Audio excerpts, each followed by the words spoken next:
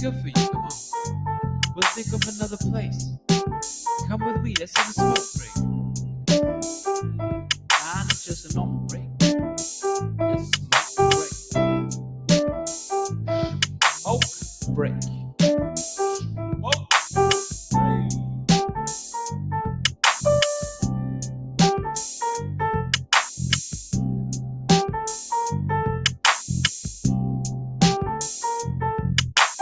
30 seconds and counting.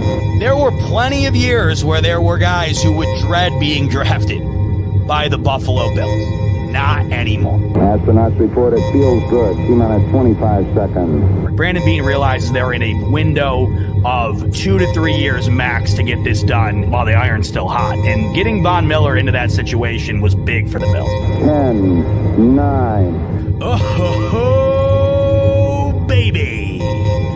Ignition sequence start. 6, 5, 4, 3, 2, 1, 0.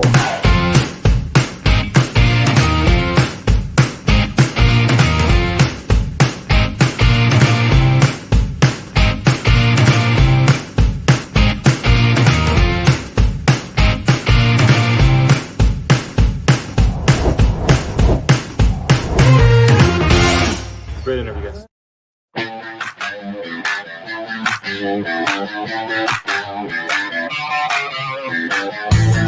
Oh, baby! What is up, Buffalo fanatics? Z-Bot here with you, live on the Buffalo Fanatics YouTube channel on a victory Monday night. And that, of course, can only mean one thing.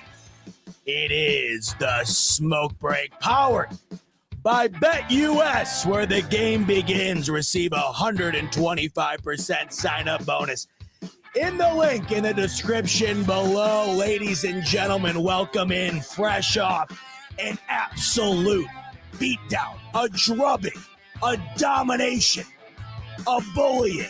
Fill in the blank. Have we seen anything quite like what the Buffalo Bills have done yesterday against the Dallas Cowboys in recent time from these Buffalo Bills? And that includes dominating the Washington Commanders, dominating the Miami Dolphins, dominating the Las Vegas Raiders. We have seen our fair share of dominant football from these Buffalo Bills, but when you factor in the circumstance, when you factor in who it was against, when you factor in how the Buffalo Bills did what they did yesterday, it was one of the more improbable yet impressive performances I have ever seen from these Buffalo Bills. And that, of course, culminated and resulted in a Buffalo Bills victory to improve to 8-6 as they beat the Dallas Cowboys 31-10 in Orchard Park, in a game where I went into it feeling confident. I was at that game yesterday, and boy, what a game it was to be at. That was a special one to be in attendance for. It was Caroline's first ever game at the Ralph, and she got a treat. Everyone in attendance got a treat outside of the abundant amount of Dallas Cowboys fans that were there. Apologies. I sat on the visitor's sideline for this game, and I'm glad I did. You know, it's rare that ends up turning into a positive experience, but I will say the blend of what the Bills did on the field and then adding in the fact that the Cowboys fans around me were really cool people, really funny people, having a blast, laughing at half the stuff I had to say, which I thought was great. You don't run into that very often. But then, of course, the dash of watching them watch that beatdown from the other side. Man, oh man, what a day it was yesterday. Despite the awful weather, it rained the whole game. I was soaked from head to toe. I couldn't have been happier to have been outdoors in the elements to witness an absolute embarrassment by the hands of the Buffalo Bills delivered. Signed, sealed, first class No one needed, no one needs to sign for it, I guess. We'll just leave it at your front door if you don't want to come and take it. That type of beatdown. 31-10, I'd argue that the proper score is 31-3. The Dallas Cowboys don't get their lone touchdown till after I had left the stadium. What are the odds of that? The Cowboys don't even put a touchdown on the board until I'm halfway to the car because I'm looking at Caroline saying, this baby's over. Let's go beat the traffic and get out of here with a dub. So I, in person, watched that game up until what, the 8-minute mark, whatever, in the fourth quarter. I didn't even see the Dallas Cowboys score a touchdown. I still sit here right now about 24 hours rather to the minute removed from that game. I'm still as dumbfounded right now as I was in the moment as to how the Buffalo Bills did what they did. I'll start by saying I'm not shocked at all that they won.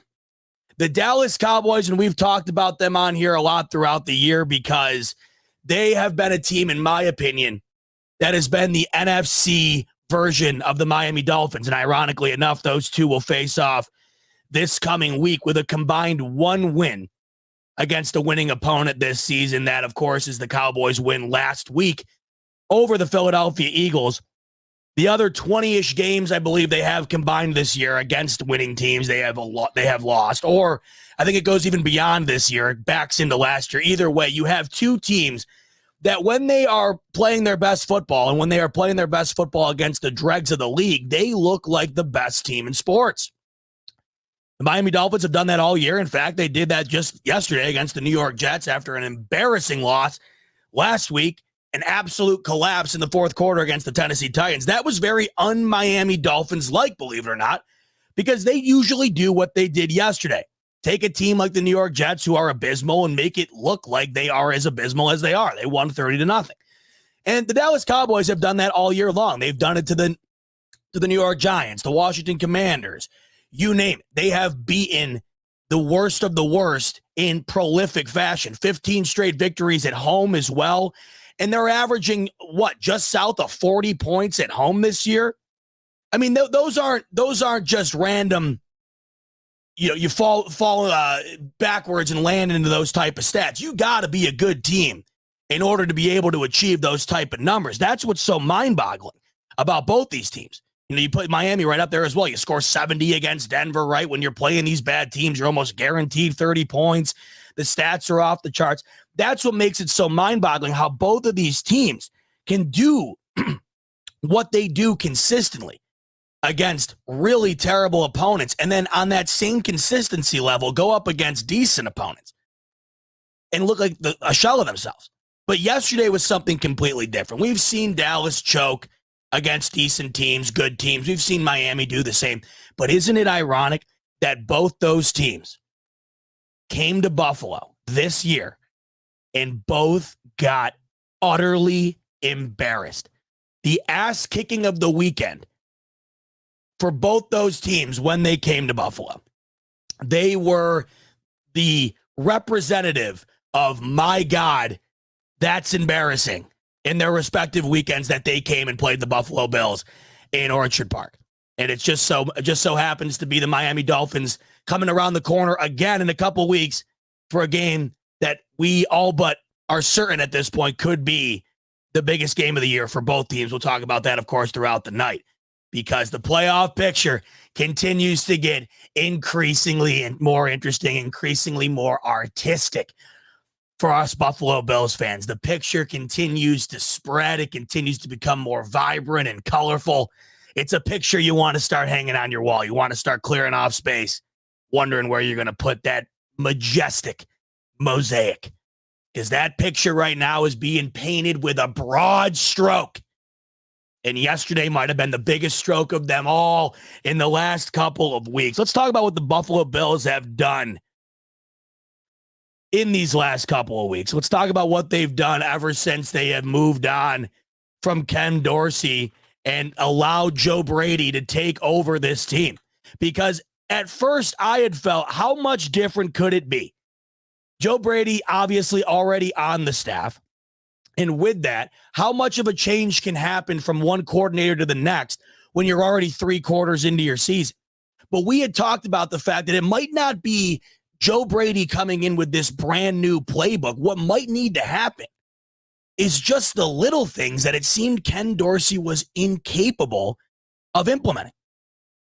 Ever since these Buffalo Bills moved on from Ken Dorsey and implemented Joe Brady as the primary play caller for this offense, these Buffalo Bills, respectively, had scored 32, 34, 20 in a Chiefs game where we knew that was going to be probably more of a low-scoring battle than we're accustomed to with those two teams, just because of the way those two teams have been playing this season, in particular, Kansas City, who now is more aligned on their defense, it seems, than their offense. And then 31 yesterday. So we now have a sample size of 4 games under Joe Brady. 3 of the 4 are victories, and 3 of the 4 have the Bills offense scoring 30-plus points. It's been night and day. And I think we all knew the Bills needed to make a change. They absolutely had to, and they did it at the right time. But did we know that it would be this prominent? The results, they would be this noticeable. And it's the little things to me that have not only been noticeable, but have translated into these Buffalo Bills' ability to get out of these games victorious, as opposed to putting another loss in the right side column like they had done the several weeks prior before Joe Brady took over. Yesterday, perfect example of what Joe Brady has been able to implement into this offense. And it is simple, folks. Stick with what's working. The hot hand. It felt like under Ken Dorsey, there would be times where things were working, whether it be the play action pass game or Josh Allen's running ability or the running game in general, getting the ball to the running backs in the pass game, etc. A variety of different things. There would be signs throughout a game where things were working more than others, and they would go away from it, and they'd never return to it. It seems lately that Joe Brady sees something that works, and he says, why fix what's not broken? We're going to stick with it. And that's exactly what they did yesterday, and they did it to the tune of, let's verify the number here because I got to double check and make sure my eyes aren't deceiving me. Yes, sir, 266 yards on the ground. I have never seen a team dominate the line of scrimmage as badly as the Buffalo Bills did yesterday. I really don't think I've ever seen it. And I've seen some teams just outwill the other side. We see it all the time. You know, San Francisco's a great example of that. They seemingly do that every week.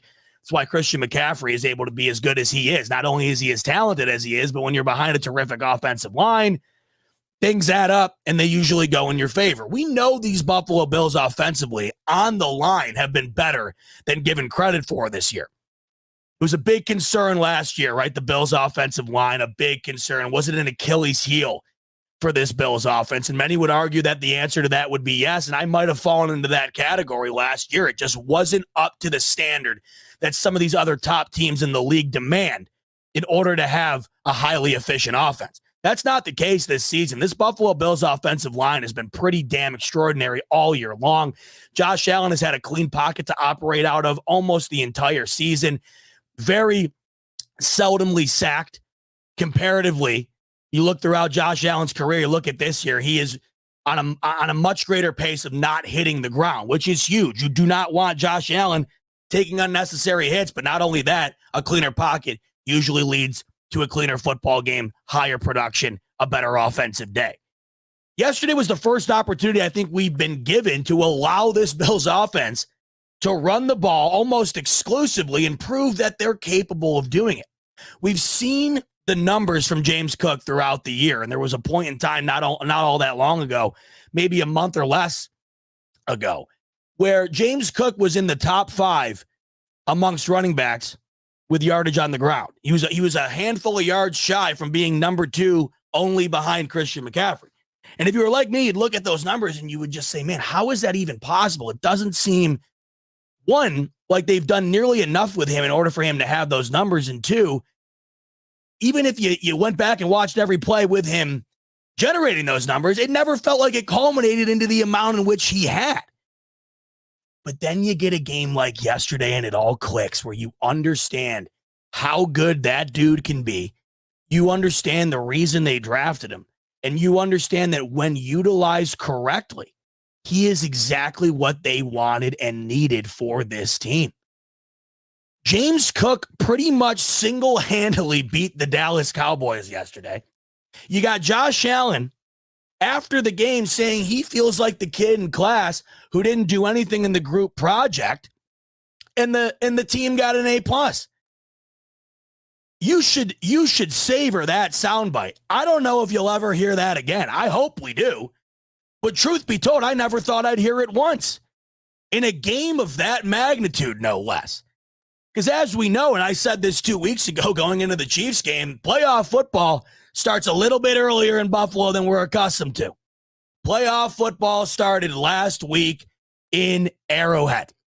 And it continued into this week. It'll continue into SoFi next week. It'll continue back in Orchard Park the following week against the New England Patriots. And it'll come to a head against the Miami Dolphins in Miami week 18. And then we'll know then and there if the real playoffs start, when they start for these Bills and who they start against. But this is a different season for the Bills. The Bills have had these certain sectors, if you will, this season of different types of team, different types of season almost. And they entered their new season when Ken Dorsey left and Joe Brady took over. And all of a sudden with that, the stakes had never been higher. And they just so happen to be maybe playing some of the best football in the NFL right now. Outside of the San Francisco 49ers, who have been consistently the best team in the league all year long, outside of the brief stint where they lost Deebo Samuel and a couple other guys on their offense. They have been the best team in the NFL. Outside of that, there's been different arguments seemingly every week. In fact, we go all the way back to weeks 2 through 4 where everybody was talking about the Bills maybe being the best team in the entire NFL. How quickly that went away and it never really came back. But now all of a sudden, it's resurging in a way that I don't think anybody could have predicted when you were watching games like the Denver Broncos game or the New York Giants game or the New England Patriots game. But it's here. And it does not seem to be a fluke, folks. As you know, I love using sample sizes. They're a great indicator of what your team currently is. I hate using one standalone game as an indication of what the team is, whether that be good or bad. And that's why I oftentimes want to see a consistent level of whatever it is that was positive, or I need to see a consistent level of eradicating whatever we saw that was negative. But as I mentioned, the departure of Ken Dorsey, here comes Joe Brady. We now have a sample size of 4 games. That's nearly a quarter of the season. And these Buffalo Bills, through that quarter of the season, have been playing some of the best football in the NFL. They've been averaging right around 30 points a game. The defense that is as banged up as any defense in the league is not only performing like one of the best defenses in the league, they're overachieving at a level I don't think people still understand. In fact, I think we're starting to take for granted just how unbelievable this defense is playing in regard to the circumstances. I mean, hell, even yesterday, another guy you don't have, Micah Hyde, who we've gotten used to having, which is a luxury almost based on his injury history. You couldn't even tell. Yesterday, you couldn't have told me. You could have said anybody was out there yesterday. I wouldn't have known. It would not have mattered. You could have said the Bills defense from week 1 that was looking like they had the opportunity to maybe be one of the best defenses in recent memory here, the way they were playing with DaQuan Jones, Matt Milano, Tre'Davious White, everybody healthy. Did it look like a tad bit different to you yesterday? Because what Dallas did on offense yesterday was there's embarrassing, and we've seen embarrassing. The Bills have had their share of that. What the Bills did offensively against the Jets week 1, right? Every team's got embarrassing games, everybody. But that yesterday, the reason I was so perplexed about what I was seeing was not only, of course, because of what the Bills were doing in the run game, something we're just not accustomed to watching. That type of dominance on the ground. I can't think of another game even remotely close in recent history where the Bills dominated on the ground to that degree. But it wasn't just that. On the other side, it just felt like Dallas never came, never showed up. In fact, I was talking with some of the Cowboys fans around me. I kept saying to them, I don't think, because they thought, I don't know what they were thinking. I was trying my best not to gloat. I really was, because I wasn't. I was as dumbfounded as I possibly could be. And I kept trying to explain to them. I go, I don't understand this. And they're like, come on. And I'm like, no, truly. It doesn't make any sense how the Bills are dominating as much as they are offensively on the ground.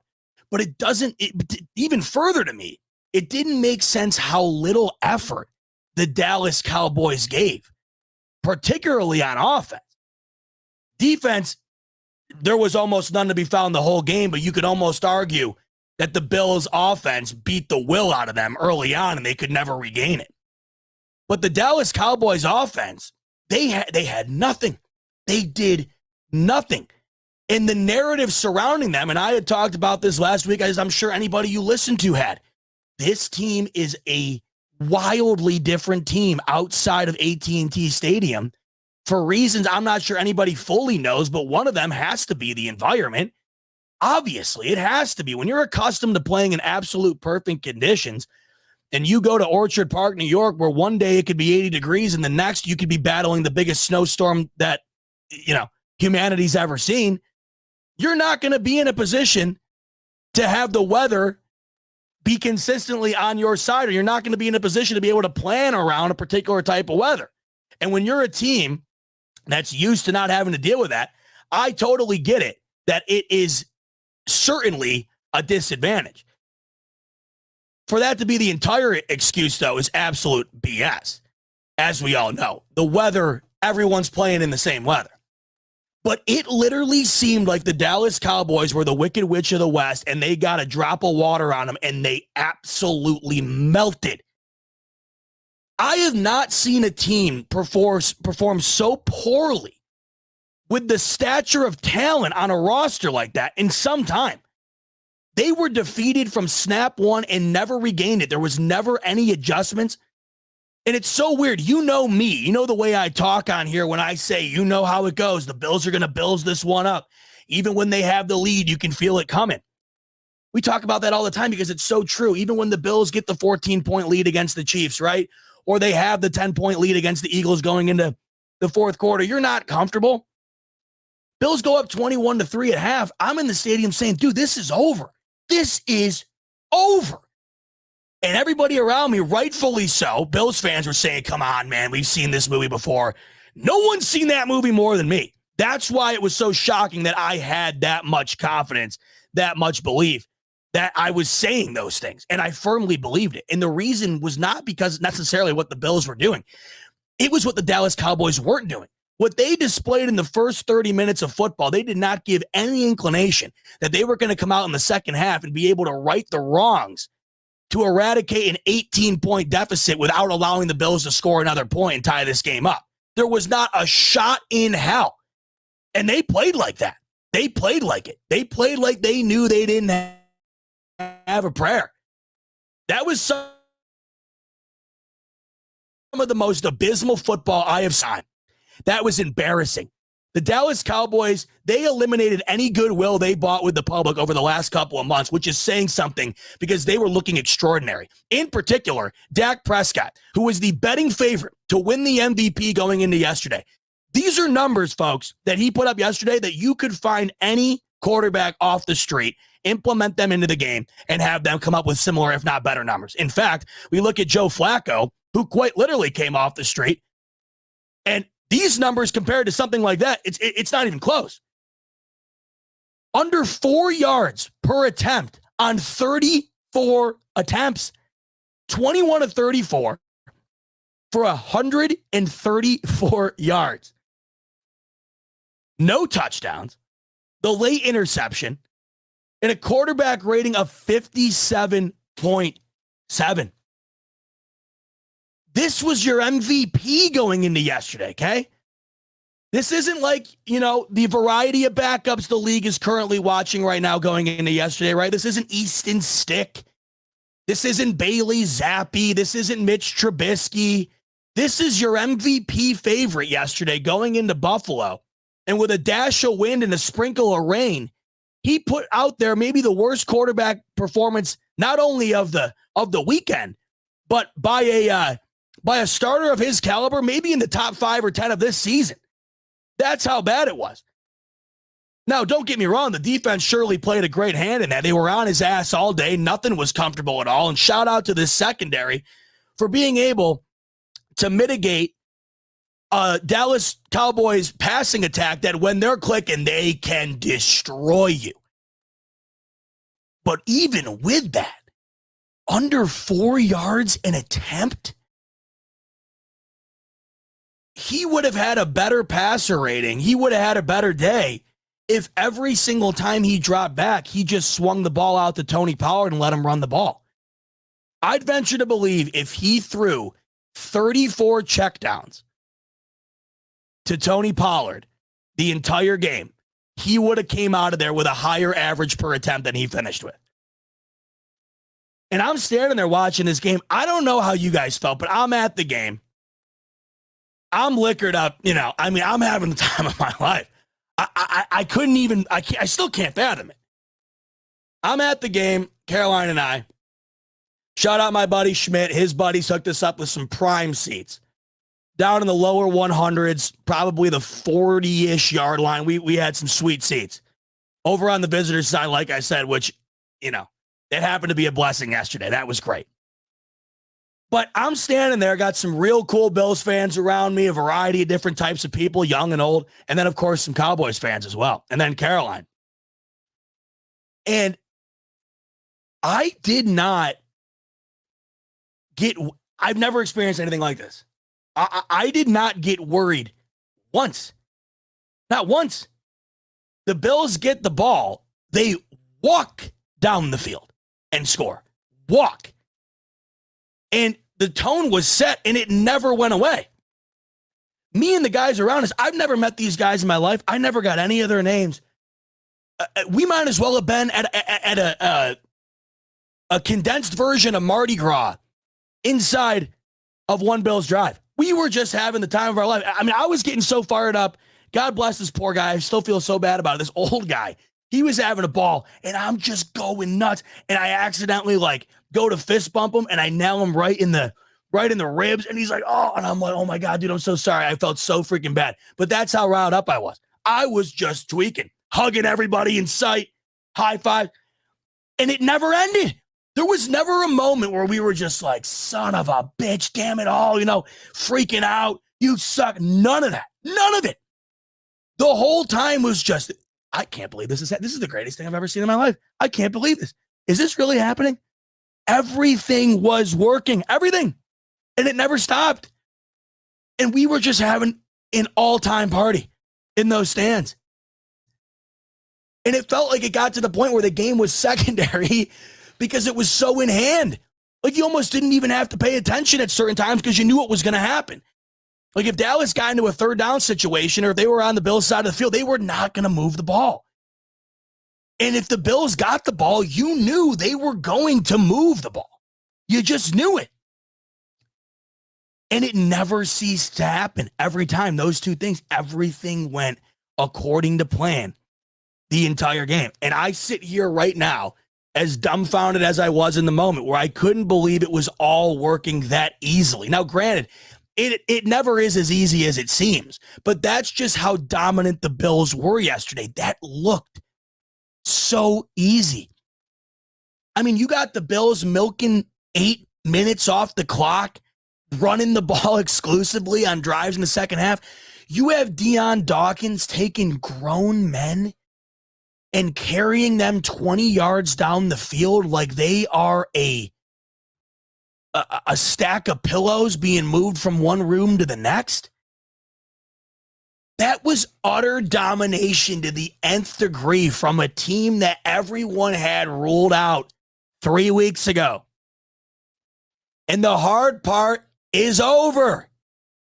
So we think, knock on wood, not going to do any of that BS. But you all know what we thought the hard part was. And that hard part is come and gone. Post-bye, the hard part was beating Kansas City, beating Dallas.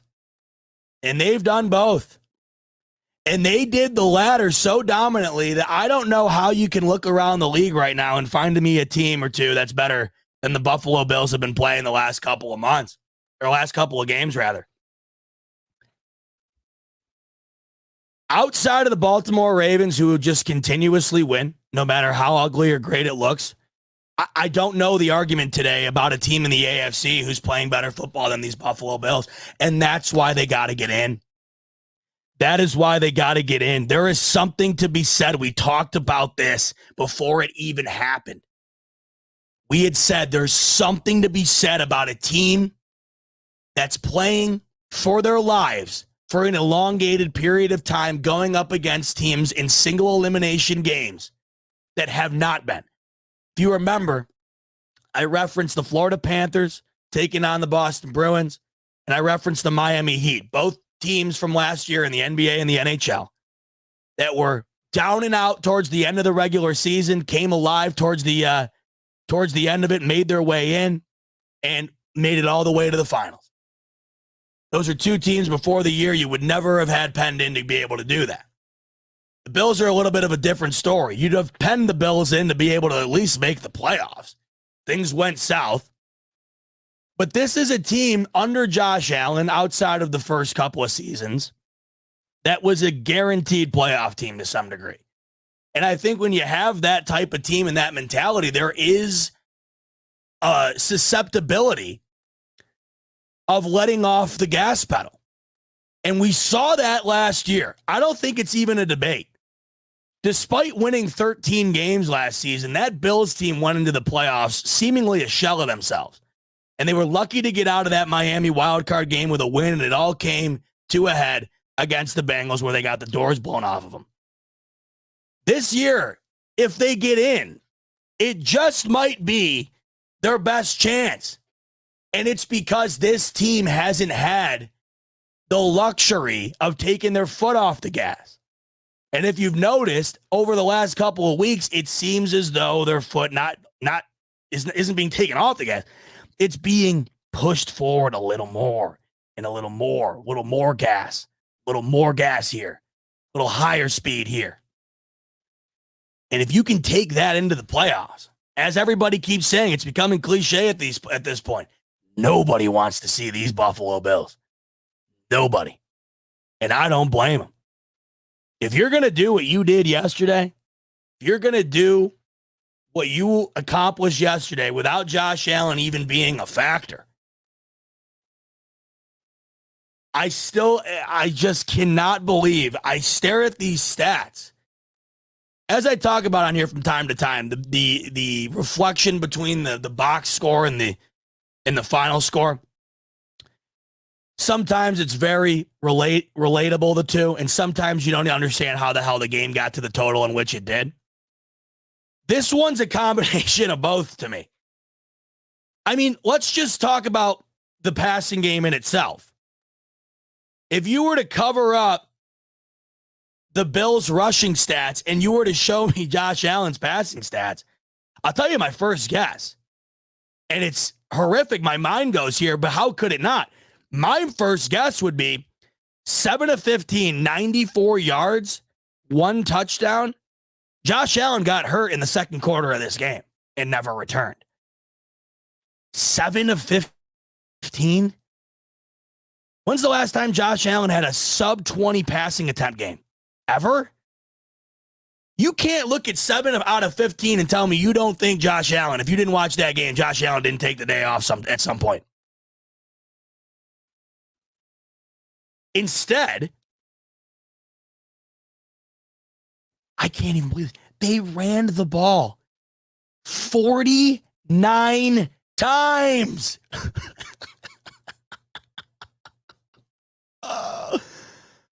49 times.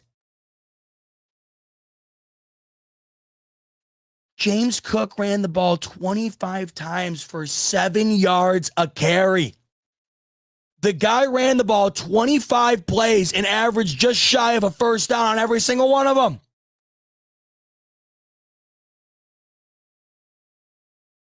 And the crazy thing is, they get to 266 total yards of rushing. And it wasn't like Allen ran the ball 15 times, and it wasn't like he even ran the ball for a significant amount of yards. Yeah, Allen ran the ball 8 times, but none of them were ever anything crazy. They were more situational runs than anything. 24 yards on the ground for Josh Allen. So 49 attempts, 266 yards on the ground. And Allen wasn't a major factor in that either. This was finally a game Finally. Where the Bills play a decent opponent and Josh Allen didn't have to do a damn thing. And they won. And they won convincingly. You know, people talk about these teams all the time, these other teams outside of Buffalo, and why they trust them more. And they trust them more because they can win different ways, right? And I understand that. You know, there's something to be said about teams' abilities to win games in different ways. Because when you're relying on a certain way to win every time, and then all of a sudden that's taken away from you, you're screwed. The Bills have been far too reliant at times on Josh Allen's ability to just win them the game without any help anywhere else. This is unlike anything we've really seen, because not only was it a game where they won without any help from, really without any contributions or major contributions from Josh Allen, but they did so in a way where it wasn't even like it was ever needed. It wasn't even like Josh Allen had to even have like a decent day. He didn't have to do anything. Nothing. I mean, even the touchdown pass he had to James Cook, yeah, it was a gorgeous, gorgeous throw. 30 yards, it looked like it was 10 yards the way he threw it. But, I mean, shit, James Cook was wide the hell open. Wide open. He just had to make sure it got to him, and he did. And that was his one play. That was, you know, the major impact on the game. Other than that, I mean, Allen's biggest impact on this game was making sure he didn't fumble the ball, handing it off to James Cook. And that's what I'm talking about. I've never been more excited to go and pay hard-earned money for a Buffalo Bills game and see Josh Allen be an absolute afterthought. I mean, imagine that. Imagine paying money to go to a Buffalo Bills game. You look at that stat line from Josh Allen, and you're beyond satisfied with it. I mean, I'd sign up for that 5-6 times a year if it were possible. Now, this is a situation like many times where you see these crazy stats and you see these outliers compared to what you typically get from the team. And you have to say to yourself, you know, you can't get used to this. And I certainly, you know, will not. You can't get used to coming up on the precipice of 300 rush yards. You can't get used to dominating the offensive line to that degree. You can't get used to Josh Allen going for a sub 100-yard, sub 20 attempt day and winning by 3 touchdowns. But I think what you can get used to is the Bills' ability to rely at times on other areas outside of Allen, where instead of it having to be a 95% Josh Allen offense, maybe it can be a 75%. Hell, I'd take even an 80, 85%. The amount of difference that can make for this offense could be night and day. And Joe Brady is to be given credit for that. They could have ran the ball to begin the game like they did, where they just ran it and they ran it again and they ran it again and they went all the way down the field and they got into the end zone with Latavius Murray. They could have done that. And then they could have said, all right, now it's Josh Allen time. This is his offense. We run the offense through him. It's time to throw the ball 30 times. I remember specifically talking about the differences between Joe Brady and Ken Dorsey and what needed to change in order for this team to right the ship here if they were going to make a run and if they were going to be able to prove that Ken Dorsey was actually one of the biggest issues of this team. We have learned over 4 weeks. Maybe it wasn't necessarily the Ken Dorsey playbook or whatever. It was Ken Dorsey's coaching in itself. And I think I underestimated just how inept this offense was being called in situations where it just seemed like common sense in the majority of these situations would have prevailed and it would have accelerated this team forward. They seem to constantly grind against the common sense move time after time after time. And it just seems to me like Joe Brady, and we know this to be true because they came in against the Jets the first game under Joe Brady with this offense. And if you remember, he was asked, you know, what did he talk to Allen about? What did he say to Allen? And he said to Josh Allen, just go be Josh Allen.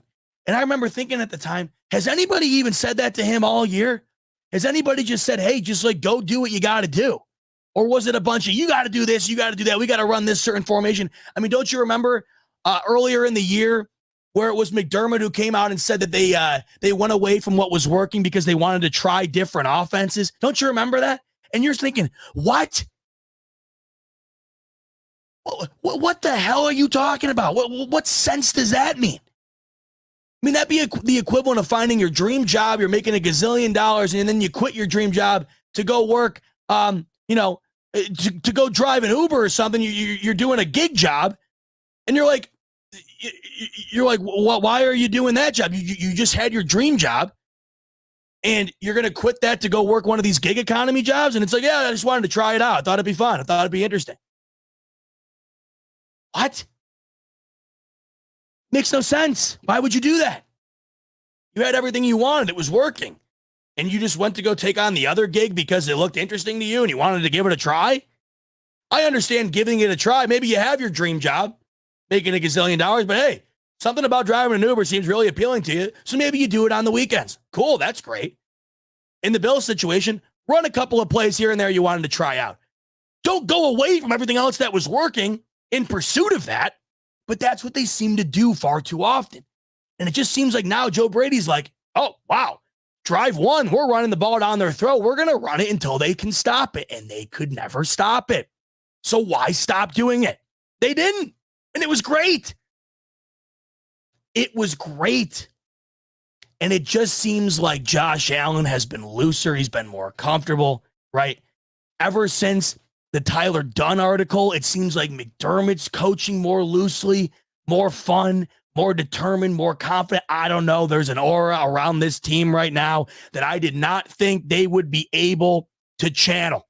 It just felt dead in the water at times this year. And you were wondering how they were going to be able to resurrect this season. And I don't know how else to describe it, whether it's luck or whatever, but it truly seems like the firing of an offensive coordinator who wasn't even on this team for 2 full seasons. It seems like that, in conjunction with a 3-part article on McDermott's character, it seems like those two things were thrown into a cauldron. A magic potion was casted, and the result has been this black magic, so to speak, surrounding this team where everything just seems to be better. Not just on the field, by the way. Everything just, doesn't it just feel better? Don't they just seem better? Don't they feel happier? Don't they feel more inspired, engaged? I don't know how else to describe it. I'm seeing it from the top down, from McDermott down. They just seem like they are having a much better time amongst themselves than they were. I mean, how many times had we talked about Josh Allen's demeanor during this season where it just seemed like you wondered when the last time you saw the guy crack a smile was? I remember how prominent it was seeing him crack that big smile against the New York Jets, and you're thinking to yourself, man, I haven't seen him do that in months. And it seems, obviously, you had the rut with the way that the Philadelphia Eagles game ended, but it wasn't like they didn't take that game to the final minutes of overtime. I mean, that's the only thing standing in between this team being undefeated since Joe Brady's taken over. A blown lead in overtime in a 37-34 game. That's the only thing standing between this team being undefeated since that turn. And the point differential in the wins as well has been nuts. I haven't even looked at it. What is it? I have it off the top of my head, right? We got 31 against the Cowboys. You got 32 against the Jets. You had 20 against the Chiefs, right? And then those teams scored 6, 17, and 10. So 27, 30. So in their 3 wins, so there's been 3 games since Joe Brady's taken over. 3 of the 4 games they've won. And not only have they won them, they've won them with a point differential of 103-33, which is very similar to what they were doing in weeks 2, 3, 4 when this team looked like the best team in football. It's not about how you start, it's about how you finish. They started pretty well. The median of this team throughout the if we got the sandwich being made here, and you got the two pieces of bread and the stuff in between. The stuff in between wasn't the highest of quality, but I'll tell you what, that's some damn good bread. Some damn good bread. Well, we're in the pursuit of the dessert right now, right? Just make sure that sandwich is edible enough to get you to the dessert, right? It's like when you were growing up and your mom says, finish your plate, you can have the dessert. Just finish the plate. I understand, the meat, the cheese, the condiments. It ain't the best sandwich in the world. That bread's pretty damn tasty.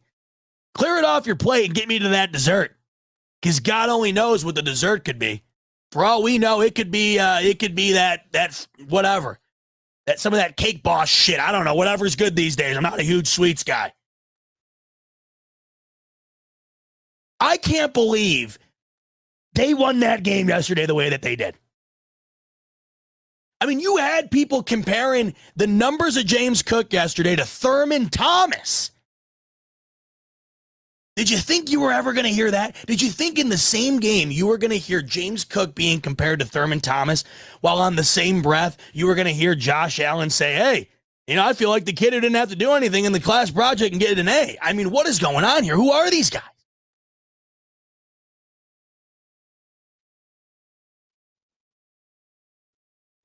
It was utter domination. Honestly, I'm trying to think of games that not just games that I've been to.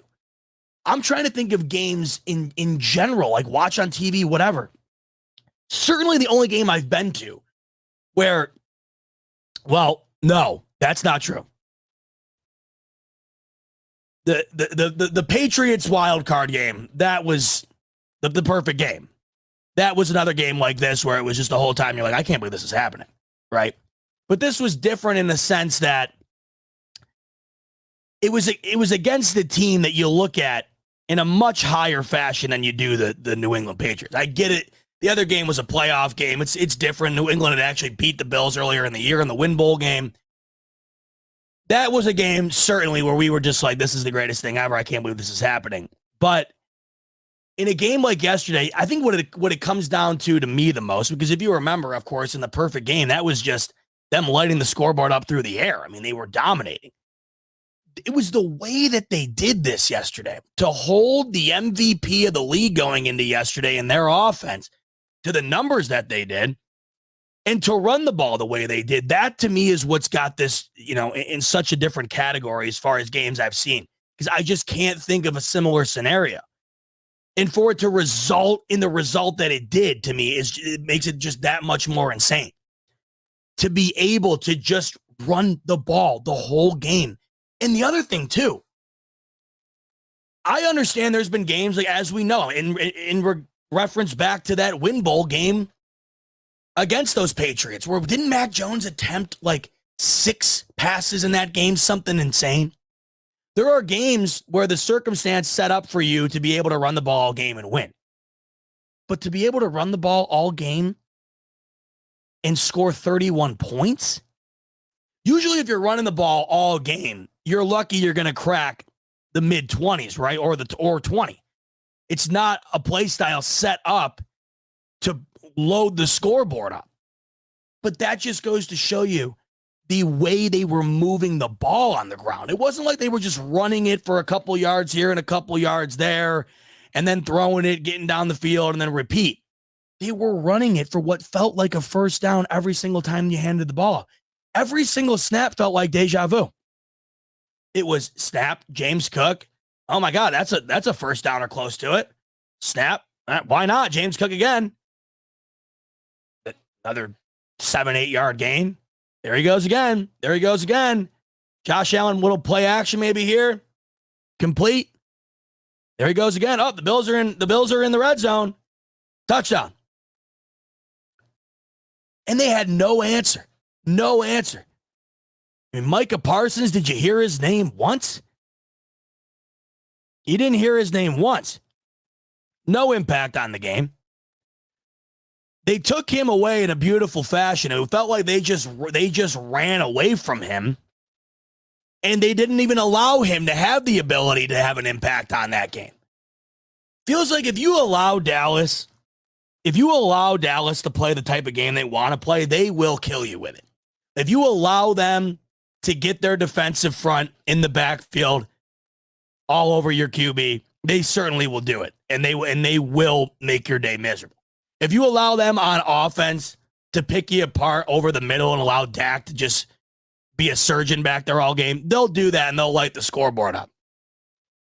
But it feels like if you can throw them off their game just a bit, they cannot recover from it. I mean, Mike McCarthy yesterday, good God, just no answer. You go into half down 21-3, and you come out and you don't score a single other point outside of a garbage time touchdown against the Bills' backups, and you allow another 10 points to cement the loss. Just nothing.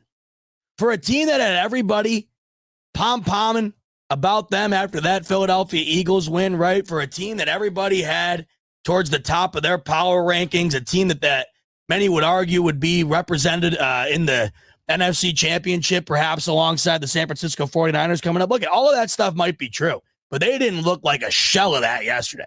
They looked like one of the worst teams in football yesterday. And I think it was 75 to 80% what the Bills inflicted on them. But I think, there's at least 10, 20% there of Dallas just showing no heart, no effort, and no grit. And if I was a Dallas Cowboys fan today, that is what I'd be most disappointed in. Just an absolute inability to do anything. I mean, I understand the Bills were having their way. But to that degree, you have got to assume that there's some self-inflicted crap going on for that to occur. For Dak Prescott to have under 4 yards an attempt, for him, of all people, to not even eclipse 135 yards in the air. I took this picture before I left of the scoreboard just because I wanted to verify whatever I saw was real, and I wanted to make sure I kept a memory of it. When I left, so based on the time remaining, looks like there was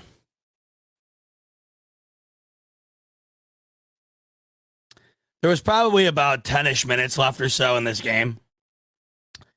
And when I left, they had a stat up on the scoreboard of the stats for each side. And then they compare them in a grid. And when I left the stadium, the Cowboys had 61 rushing yards to the Bills' 252. They had 31 passing yards to the Bills' 85.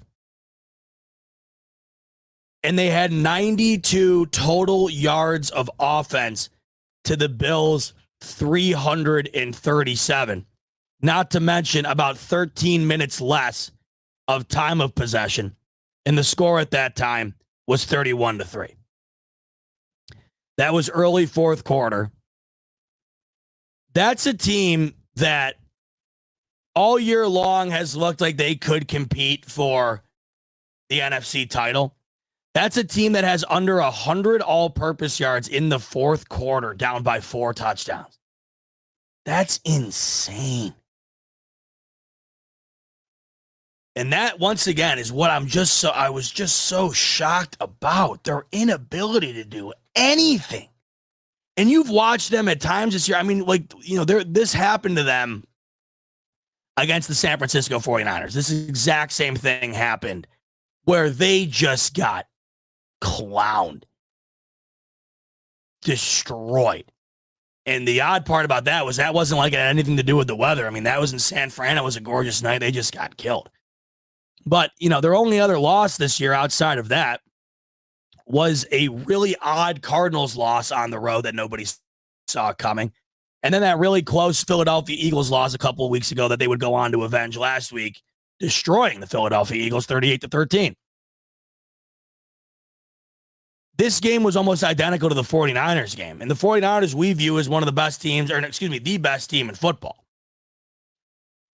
And for the Bills to be able to do something in a similar fashion in that type of environment where it's just so necessary to get that victory is beyond impressive.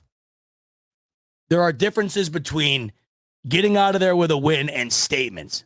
The Bills had to just get out of there with a win. And I've said repeatedly, I don't care how the Bills win games to end the year here, because we are not in a position to have the luxury to pick apart the intricacies of wins here when all we need are wins. We can't sit back and bitch about little things that happened here and there if they won, because it doesn't matter. They just have to win. Who cares how they do it?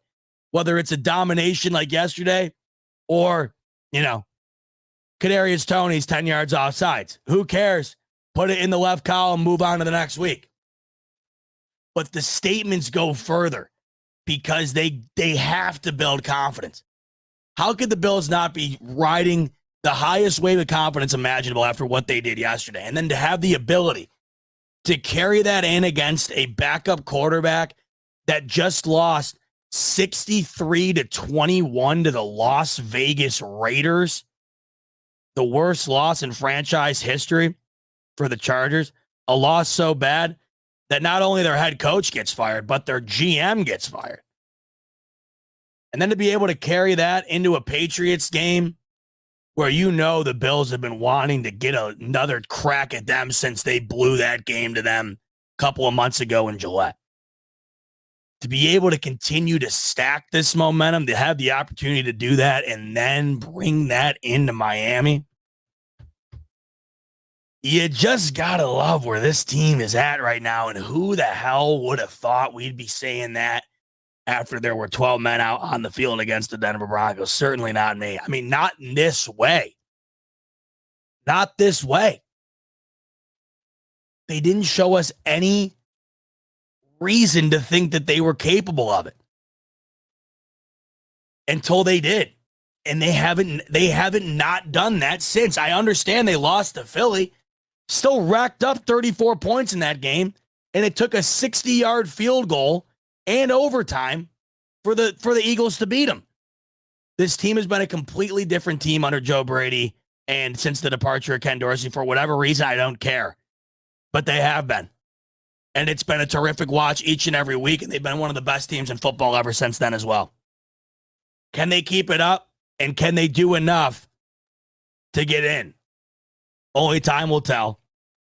But, of course, it's been a week-to-week scenario, and they've done what they've had to do. And that's all we could ask of them, right? It's all we could ask of these Buffalo Bills. With the situation they were dealing with,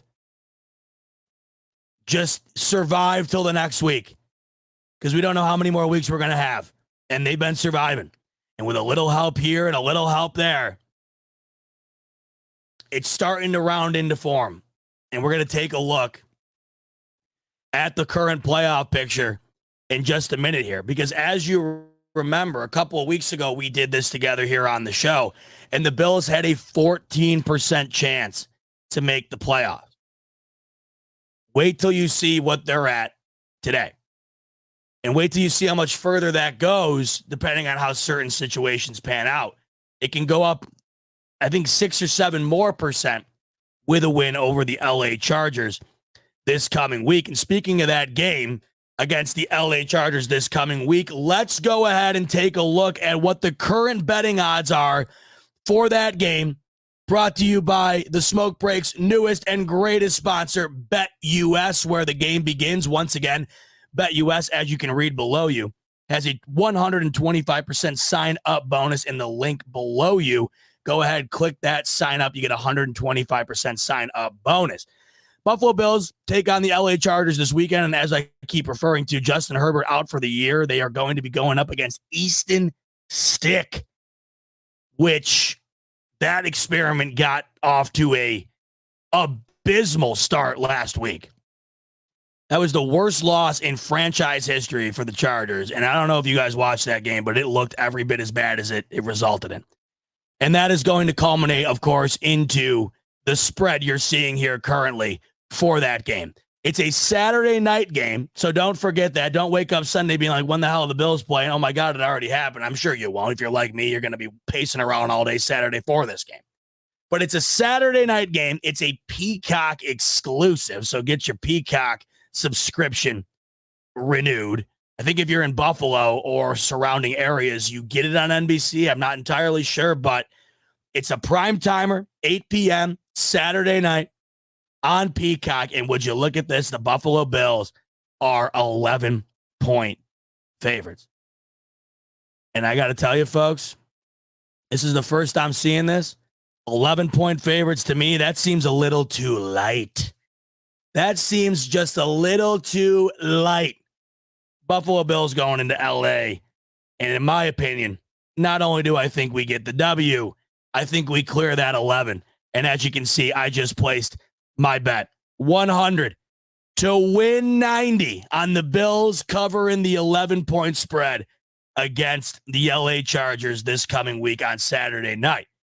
And if you're interested in placing a wager of your own, not only on the Buffalo Bills, but any game, including tonight's game, Eagles, Seahawks, which at the moment right now is currently still 0-0, as well as basketball and hockey and everything in between, you can do so at BetUS. Just sign up with the link in the description below, 125% sign-up bonus. Once you do, you'll be able to place all the wagers you want, fast payouts, great customer service.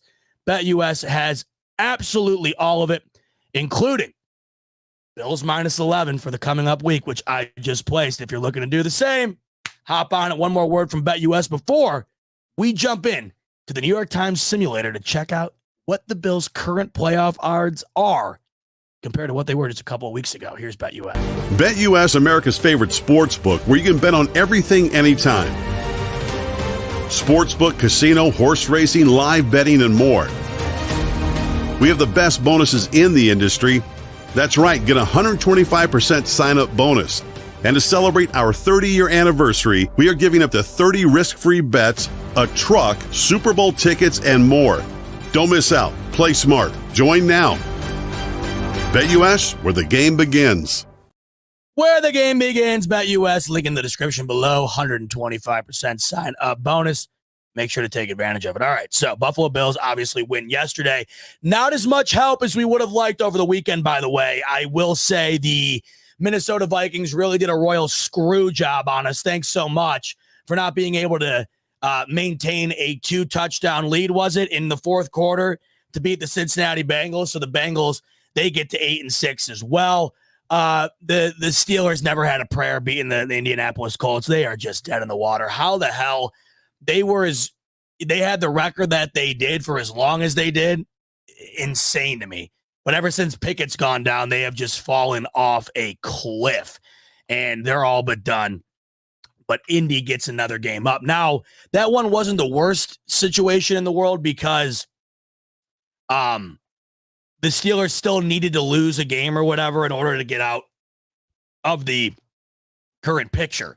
So that didn't hurt as much. The nice one came Saturday night with the Denver Broncos getting their ass handed to them by the Detroit Lions. They got absolutely bullied. So a couple of things that did help, but the Vikings did not do us any favors at all. And the Titans, who I'm looking at it yesterday, right? And I'm thinking, based on the score I had seen, or am I talking about am I thinking of the wrong team? No, I'm right. Yeah. So the Titans, when I had last looked at the score, I think before going into the game, it was like 13-0 Tennessee. And I'm thinking, all right, CJ Stroud's not playing. Texans have a backup. Titans got a 2-touchdown lead. Thinking they knock off Houston. That would not go on to happen.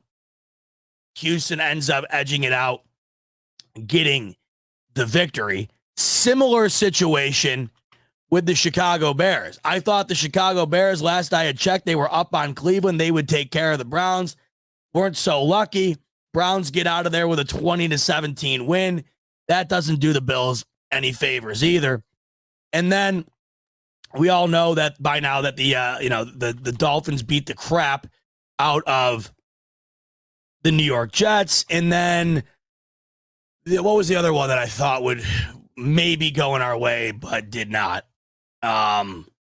Certainly missing. I was all over the place in the lots yesterday. It's tough to keep track of these 1 p.m.ers when you're at the game. There was one other one. Not that it really would have helped us at all, but I remember just seeing that the Patriots were up like 10-7 on the Chiefs. I was like, oh, this is interesting.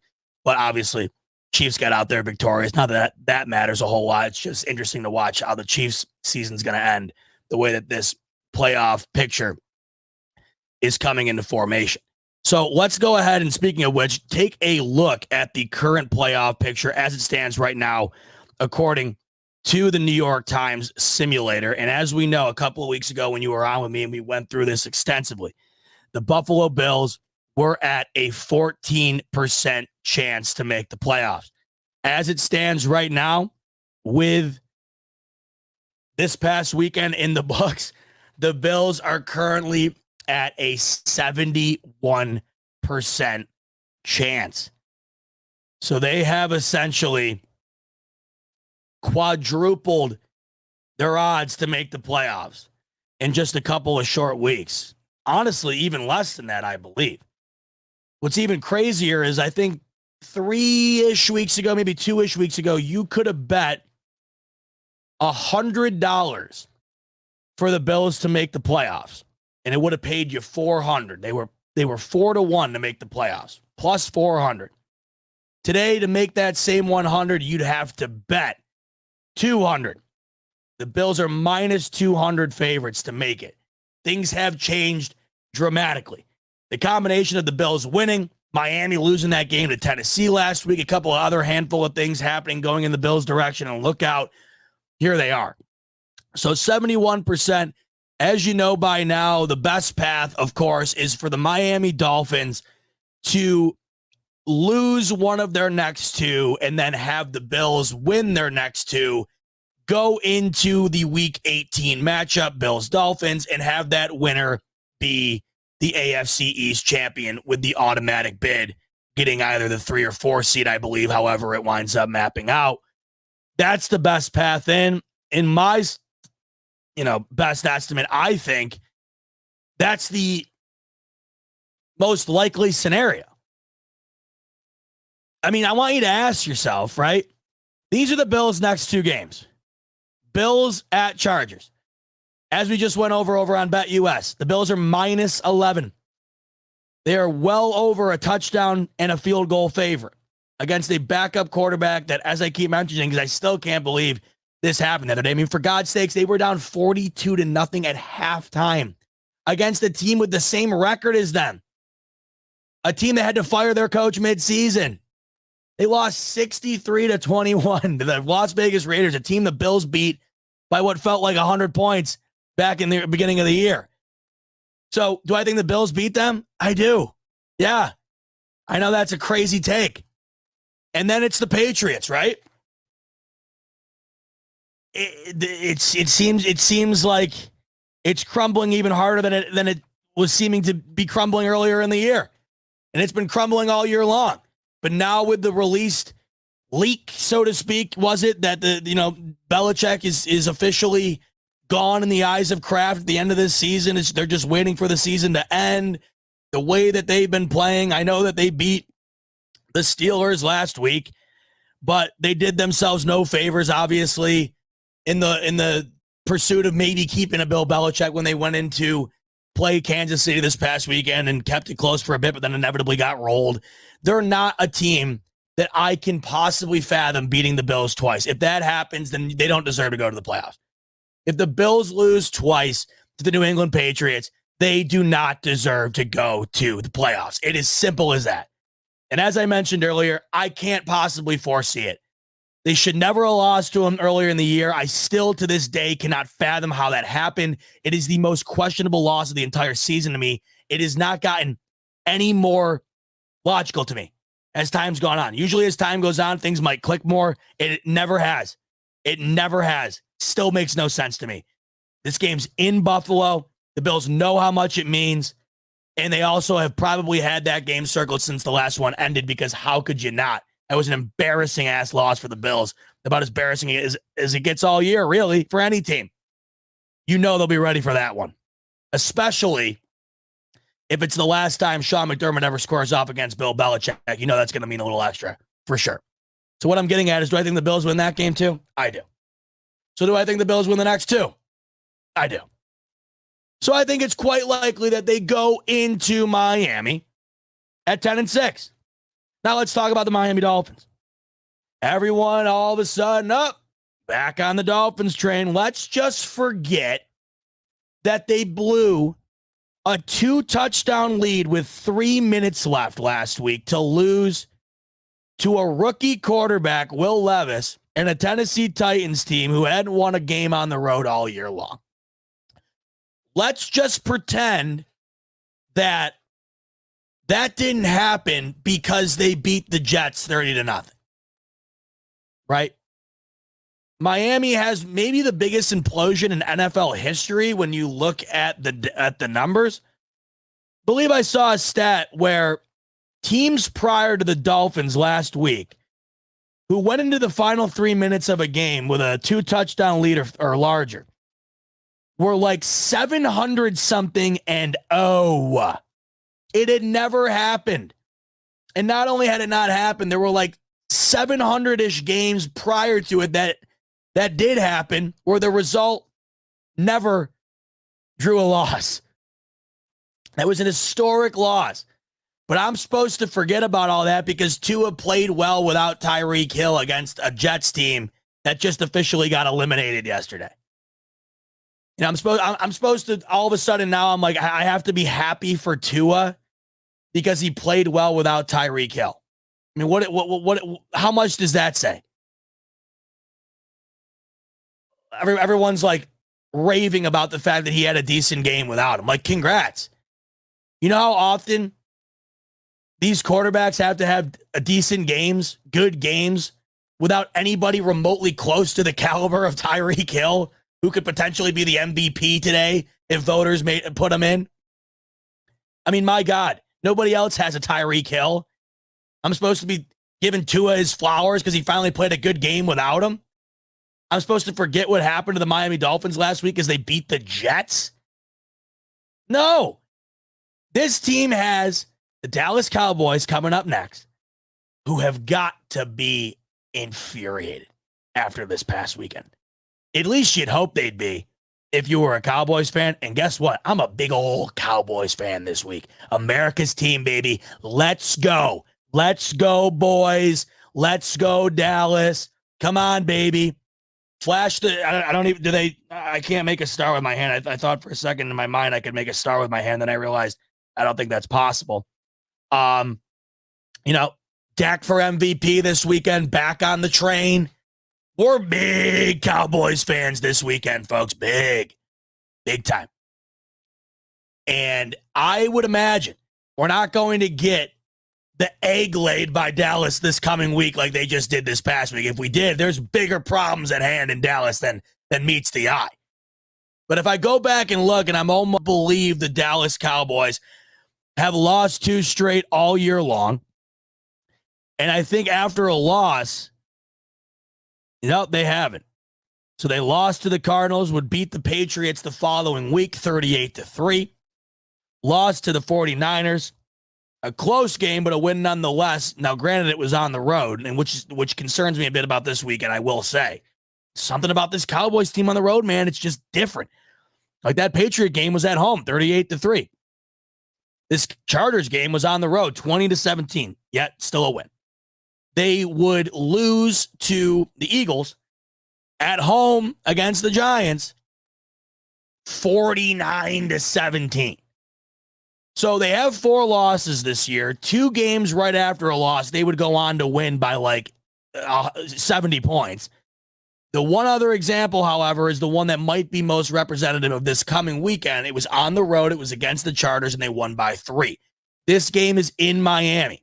As a diehard Dallas Cowboys fan this week, that concerns me. I don't know how to explain it. This team is just a shell of itself on the road. That's why I've been so perplexed in talking about how poorly they played against the Bills this past weekend. It literally felt like just a drizzle of rain. This team is a drizzle of rain away from being the worst team in football. It doesn't make any sense to me. How you can be the best team in football in certain conditions and quite literally the worst of the weekend with a little bit of rain is crazy. But luckily, the conditions at Hard Rock Stadium should not be all that different than the dome conditions of AT&T Stadium. It's in Miami, and unless it's pouring rain, I don't know if it's going to be or not. I doubt it will be. They should be set up to be able to play the type of ball they're accustomed to. Also, if it's pouring rain, the Dolphins will be at just as much of a disadvantage as the Dallas Cowboys are, because if you think Dak can't throw in the rain, trust me, Tua Tagovailoa can't either. So it'll all even out. And why will it even out, you ask? Because these two teams are the frauds of their conference, and everybody knows it. And anybody defending it now, I just don't know what legs you're standing on anymore. It makes no sense to me how you can continue to defend these teams. Dallas, every opportunity you've given them outside of the Eagles game last week, which is why I thought going into this week against the Bills, maybe things are different for Dallas a bit. That's a game that they lose just about every time. And not only did they win, they dominated, but they reverted right back to what everybody thought of them. And that's big moment, big game, especially on the road. They're going to be inferior and they're going to lose. And that's why I said at the top of the show, I thought that they eliminated a lot of the goodwill they bought in this league over the last month or so. Because you know how it is. It's like the equivalent of gaining and losing weight. Real easy to gain weight, real hard to lose it, right? It's almost the opposite in this scenario. Real hard to win games in the NFL, but real easy to lose your way. Real easy. It's hard to stack wins. It's hard to stack respect in this league, gain it, and be a team that other opponents fear. Real easy to lose it with a game like they had yesterday. The Miami Dolphins have been a team all year long where they get up against the team they should beat, and not only do they beat them, they throttle them. But when they get up against a team like the Eagles or the Chiefs or the Buffalo Bills, they have imploded every time. However, the Dallas Cowboys, outside of their victory against the Philadelphia Eagles last week, have done the exact same. It's an incredibly interesting game. And for those reasons, I feel like it's going to be very close. I feel like it's going to be a battle of who wants to lose this one more, and we'll see who comes out on top of that type of battle. But I personally think that Dallas is the overall better team. And if you got a team coming off a 30-point victory versus a team coming off a damn near 30-point drubbing on the road looking to try and avenge that, I think it slightly leans in Dallas's favor. But it is on the road. We'll see if that continues to impact the Dallas Cowboys negatively, even though the conditions shouldn't be a factor at all. But that might not even matter, because even if the Miami Dolphins are able to get a victory over Dallas this week, which in my opinion, I don't see it. I got Dallas winning this coming week, but say it doesn't go that way. They got to play the Baltimore Ravens. And in that particular circumstance, I think we all can agree the Baltimore Ravens are the superior team to the Miami Dolphins. And that would be the perfect type of game where the Dolphins go in and lose. And I will say this to summarize it all. If the Dolphins win the Cowboys and the Ravens game, then they deserve the ultimate praise, in my opinion. They deserve the ultimate respect, unconditional respect. You no longer can continue with the same narratives that we've been dogging on them with all year long if they win these next two games. Because not only are they against two of the league's best as far as records are concerned, but obviously they're against two teams with winning records, a thing that an accomplishment they have not had all year long. But they're in circumstances where we're coming down to the wire here, and these games matter more than any others. They're almost like playoff type games. And for the Miami Dolphins losing that Tennessee game last week, these games matter a hell of a lot more than maybe they would have. And if they want to win the AFC East, they have got to win these two games to clinch it. So we shall see. The Miami Dolphins can completely change the narrative around them the next couple of weeks. Will they? Is to be determined. But if they don't, and I don't foresee it, I think they lose one of these next two. Week 18, Bills, Dolphins, essentially becomes a playoff game where the winner is crowned the AFC East champion. Let's go to the ESPN simulator. I like this one better because it's better visually. One thing I wish would happen here, I wish that like the New York Times simulator and the ESPN simulator, I wish that they would have like a baby. And that baby would be the visuals of the ESPN with the percentage predicting tool that New York Times has. All right, so let's just say the Eagles win here, whatever, who cares? And here we go. We move on. Let's just run through this real quick with the updated games to see what happens. So we got, let's go Chargers. We got to go Bengals, unfortunately. We probably want Pittsburgh to win, but I just don't see it happening. They've been terrible. Just running through here real quick. Mainly, we just want to get to the scenario where the Dolphins lose one and the Dolphins win one.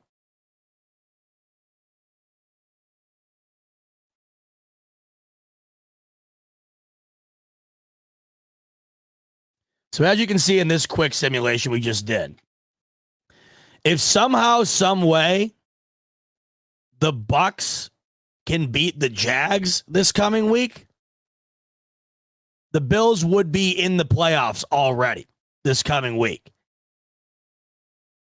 This is what I'm seeing from this. If the Bucs can somehow beat the Jags, I don't know how likely that is, but hey, I've seen way crazier, believe me. If that somehow happens, then apparently the Bills are in this coming week alone if all these other things happen. I don't foresee that, though, so let's not go with that. We're going to do this scenario first in which the Dolphins lose the remaining games.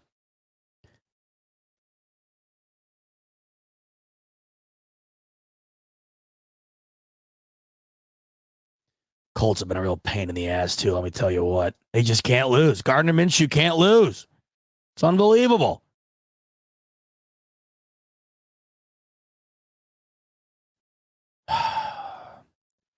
Denver. Wouldn't mind them losing another one, too. Let me tell you that. The amount of 8 and 6 teams just coagulated at the bottom is nuts right now. Has it ever been tighter? Seriously? The playoff race? This is a crazy-ass year. Okay, so you knew this by now, but this scenario right here has the Dolphins losing their next two, the Bills winning their next two, and with the tiebreaker, that would effectively have the Bills at the 4th seed going into Week 18 against the Dolphins, where, of course, this game will determine the AFC East champion. Let's go through the remaining Week 18 games here, and then we'll go back and change a couple of things. We'll change the Dolphins, getting a win here or there, and we'll see how much it affects things. And obviously, you have to factor in that not all these games are going to go the way I'm picking them. But it seemingly does not. At the end of the day, because everybody keeps asking me, what's got to happen? What's got to happen? And I try to tell them all these different scenarios.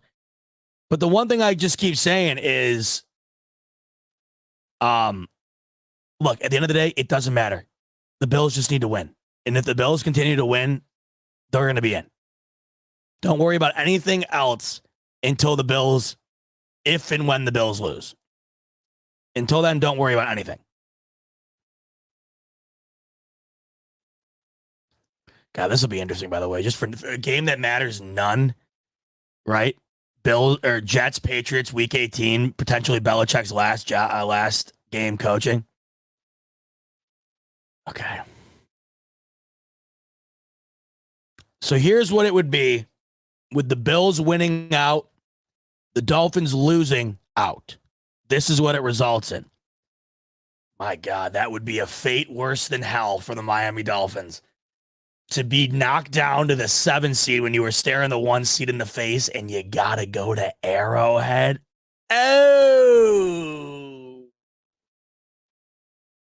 Oh, boy, that would not be good for the Dolphins fan base.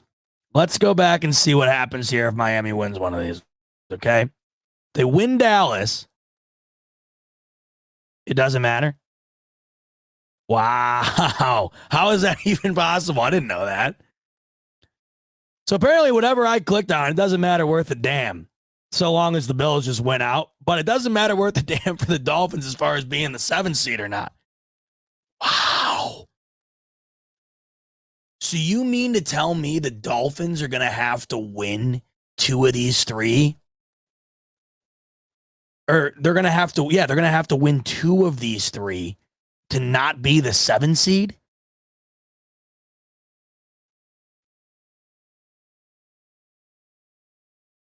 I mean, they could be screwed.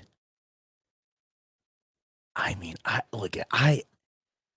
hate it. I don't really hate it, but I kind of do, because this is hilarious. Is it not hilarious? These guys talk the most shit I've ever seen. Ever. I don't ever talk shit ever.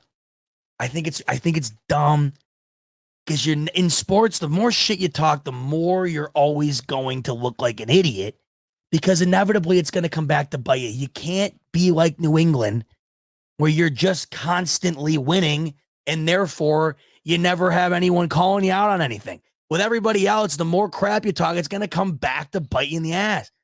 And if they go from talking the world's amount of crap that they did all year to being knocked down to the 7th seed, having to go to Arrowhead, oh my God. All right, let's go through and let's look at some questions that people might have and try to address those, just to see what comes of what. Because obviously, you gotta you gotta tweak around with this a little bit.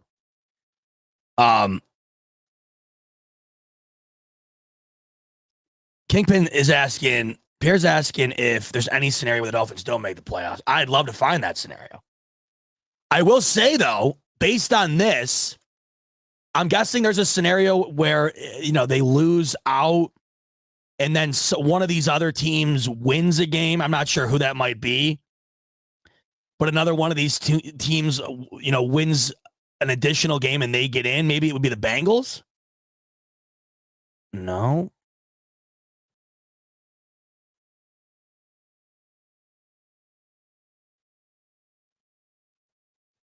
I feel like it's weird that nothing's changing. Okay, there we go. I just wanted to make sure something would change. So this is crazy to me, though. This is crazy. Even if, and now granted, once again, I always have to preface this. I always have to preface that I chose random games, God only knows. But even if Miami wins one of these next 2 that I just don't think that they will, and the Bills win out, they're still the 7 seed. Now, in this scenario, however, whatever I just did here, okay. This is where it gets interesting, okay? So, if the Dolphins somehow beat the Ravens, the Chiefs, those sons, see, now I can't root for that to happen. I don't want the Chiefs getting the 1 seed again. They don't deserve it this year, damn it. That also includes the Ravens. I have the Ravens losing to the Niners this coming week. That's a tough game, but maybe they win that. But if the Ravens lose 2 of their next 3, and the Chiefs win out, and the Chiefs are going to win out, they have a cupcake ass schedule to close it. I mean, unless they piss themselves, I don't foresee them not winning out. So that's how that happens. The Ravens lose 2 of their next 3. One of them would probably have to be against the Dolphins, and then the Chiefs win out. They'd be the 1 seed. So in this scenario, somehow the Dolphins beat the Ravens. Chiefs become the 1 seed. Ravens bump down to the 5. I would not like this. No thanks. Do not want this one. Before anybody says anything, Bot's scared. Nope. I just prefer better things than this. We'll address them when we have to. I'd rather not address them in the wild card. Why? Because they're probably the best team in the AFC. I'd rather, I know we can beat them. I'm not saying they're not going to not beat them. But I'd rather delay it a little bit is all, No, I'm just saying it's not the ideal first round game is all. But I don't think it's going to happen because they're beating Miami. And this, to me, is just all-time hilarious if this occurs. So Pierre really wants to know how Miami doesn't make it, and I got to fulfill that request because I also really want to know how they don't make it either. Let's go through and find a way. Yeah, I mean, like Laura's saying to answer everybody's question, it's I'm not I'm not afraid of playing Baltimore. I don't think anybody's defended Lamar Jackson better since he's gotten into the league than the Buffalo Bills. They've done an extraordinary job of containing him when they've played, and the Bills have a winning record against Lamar when they have played, including a playoff game. But it doesn't take away from the fact that they've been playing probably the best football in the AFC collectively all year, and I would much rather play the best team in the AFC as late as possible if doable. Now, granted, it doesn't matter. You can catch one of these teams who doesn't look good on paper, and they could whip you. You never know. But on paper, you want to map out the best looking situation. To me, the best looking wouldn't be Baltimore off the gate. But at this point, guys and gals, I don't care. Get them in. Get them in. I don't care. You know, really, at the end of the day, I really don't care. Get in. Let's get the Dolphins out. How do we do that? Let's see here.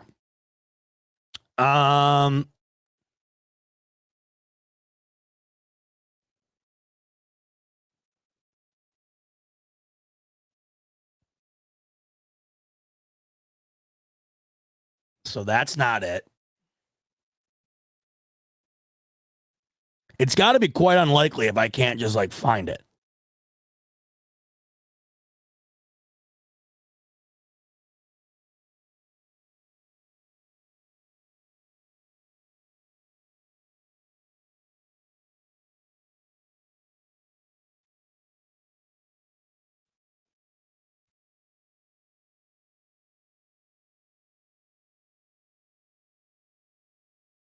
Anybody got any ideas?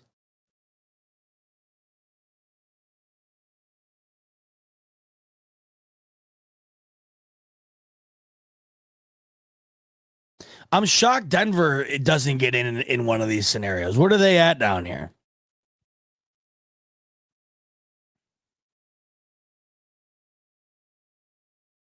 Yeah, I don't know. Why does Denver not get in any of these scenarios? Miami must have all of the tiebreakers, because I have Denver at 10-7, which would be tied with Miami, but there's no scenario where that gets them in, apparently. All right, so let's say Stroud comes back and we do Houston beats Cleveland, they beat Tennessee, and then they beat Indy. Does that? There it is. You guys were dead on in the comments. There it is, Pierre. Take a picture. And that would also mean Houston comes to Buffalo. How ironic. The first playoff game for Josh Allen, he went to Houston. And in this scenario, the first playoff game for CJ Stroud, he would come to Buffalo. I don't foresee this, but a healthy CJ Stroud led Houston team could do this. Just don't know how much I trust them without, they lost Tank Dell and they're banged up in other areas as well. That would be interesting, though. The other scenario I wanted to go through real quick, let's just go back to where I had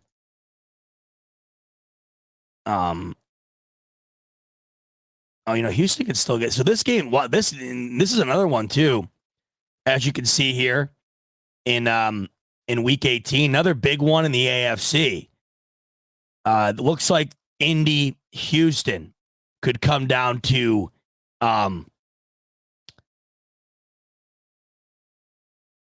getting into the playoffs as well. That could essentially be a playoff game in itself. I'm stunned at the lack of scenarios that have the Broncos getting in on this. I mean, they're sitting at 10-7 with a couple others, and there's really no other tie-breaking scenarios where they get in. All right, so let's just say I haven't tried this one out yet. We have the Bills. We have the Bills beating the Chargers, obviously. We have the Bills beating the Patriots. We have the Dolphins losing to the Cowboys. We have the Dolphins losing to the Ravens. Let's go to week 18 and, let's just pretend. Let's go to pretend land and say, Tua summons some sort of, I don't know, some sort of divine entity, and it has the game of his life, and they beat the Bills. Let's see what happens. Don't like that. Don't like that. Nope. Don't like that.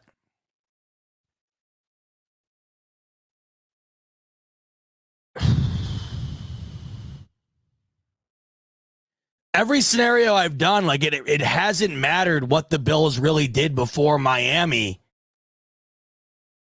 They just have to beat Miami. Right? I think some other crazy stuff would have to happen for that not to be the case. This is how Denver gets in. I know what happens. We would need Denver to lose one more.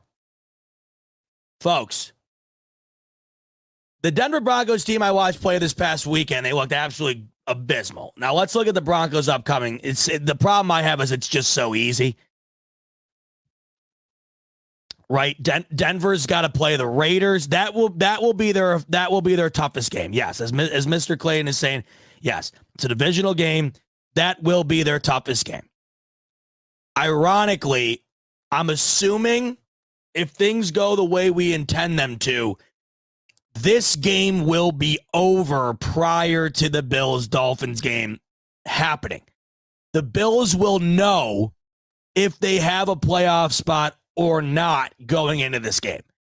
I feel like it's all but known at this point that this is going to be the flexed primetime game week 18 if it ends up mapping out to where this game is for the division. I think everybody knows that this is going to be the primetime game. Therefore, this Raiders-Broncos game would have already happened. The Raiders beat the Broncos. The Bills are in.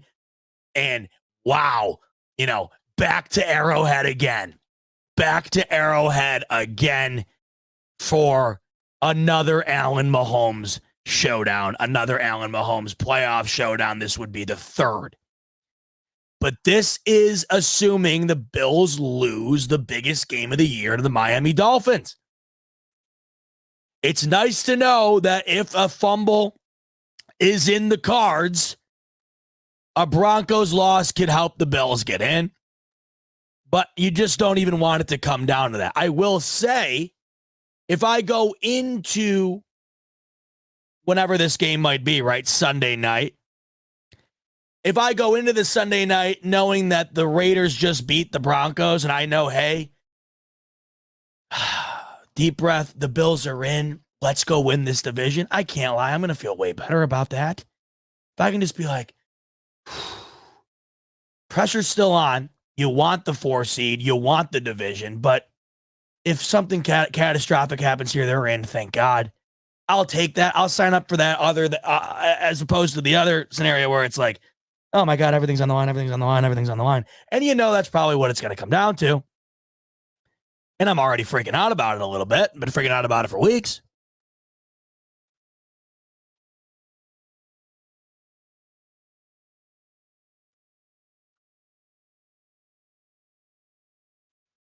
And the crazy thing about this is it all essentially predicts who's going to play Kansas City. So if Denver wins and the Bills win, they're the 4 seed, Miami's 7 seed. They play KC. If Miami wins and Denver loses, the Bills play KC. Miami's the 3rd seed. How about we try a scenario where both happen? Where the Raiders beat the Broncos and the Bills beat the Dolphins. Same thing. So it doesn't matter. This doesn't change anything. The Bills would still be the 4. I thought maybe that might bump the Bills up to the 3, but Jacksonville has the head-to-head with Buffalo, so that's why that would make sense. The Bills could be at 4.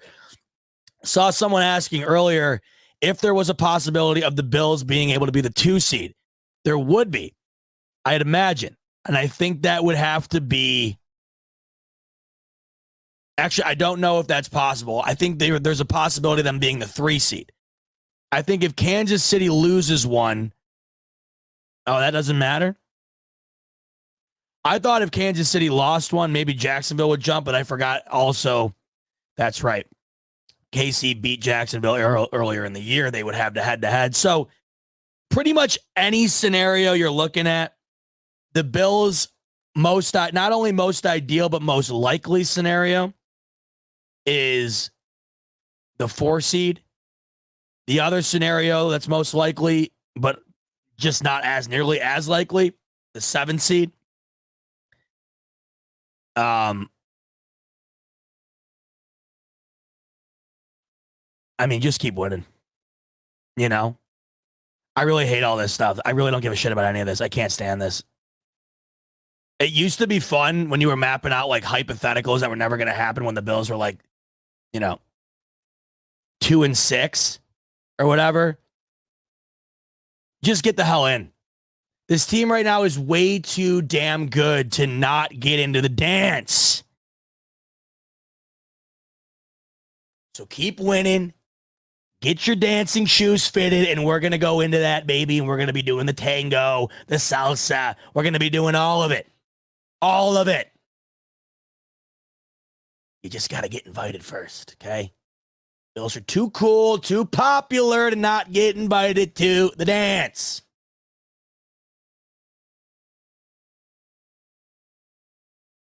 And they got one step closer yesterday. God, that was just the most gorgeous. That was just gorgeous. Who would have thought you could stand outside in a rainstorm for 3 hours, 4 hours, whatever it was, and just have the time of your life? The funny thing about the brain, the Bills lose that game, right? That would have been the most miserable experience ever because they lose and it's in the rain. The Bills win that game. It's like even a heightened experience because all of a sudden the rain becomes like part of the story. It's more fun. The trials, the tribulations, the psychology of a sports fan. It'll never be understood. But hey, I understood that W. Okay. It's a big old dub in the books. And one more closer to getting to the dance. This is the end of the smoke break tonight. And as I look up at my calendar, I'm realizing the next time we're supposed to do a smoke break, Santa Claus is going to be in town. So keep it locked on my Twitter, @ZBotTweets, and I'll keep you updated on what we're going to do for the next smoke break. You know what we'll do? You know what? I'll just tell you right now what we're going to do because I just thought of this in my mind because I'm a genius. The Bills play Saturday, right? They play Saturday. I'll be doing a smoke break Christmas Eve. How about that? Bills play Saturday, 8 p.m. Sunday. Keep a lookout on the YouTube page and the Twitter. I'll put out the link, but at some point during the day, Sunday, we will be smoking them up. Smoke break on Sunday, special Christmas Eve edition. And hopefully we'll be celebrating a dub. We'll look even further down the line towards the playoff picture.